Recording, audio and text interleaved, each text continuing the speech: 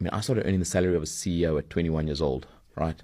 Because how much were you paid at 21? Pounds wise, it was actually funny. So I became a Springbok rugby player in 2004. And when I say became a Springbok, I got included into the group earning, in today's currency exchange valuation, £5,000 a year. So that's when I became a Springbok, right?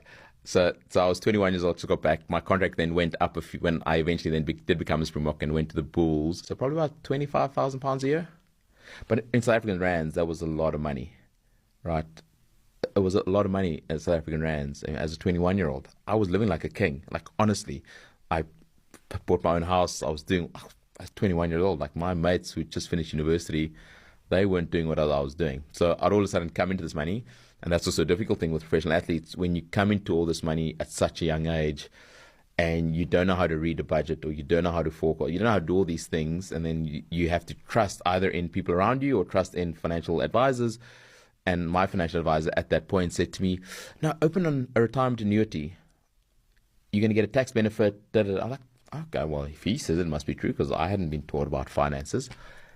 Not knowing that when I opened not only one but two retirement annuities at the age of 21, that by that time that was costing me less than, call it £200 a month, if not less. Let's call it £100, between £100 and £150.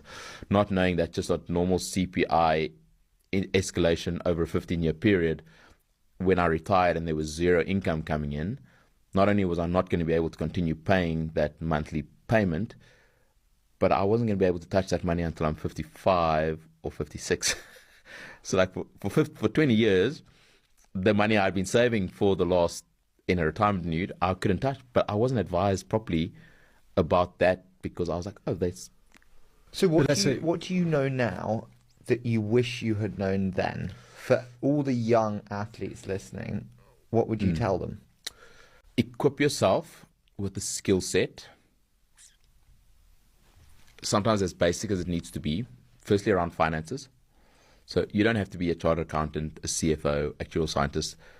But if you don't know how money works, you're not going to know how to work with money.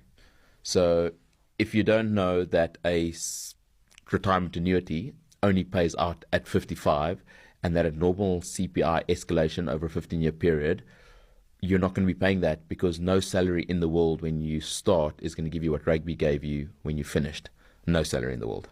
Like, no job in the world that you can immediately step into, not having a CV of climbing the corporate ladder for 15 years, is going to give you what your last salary was as a rugby player. So if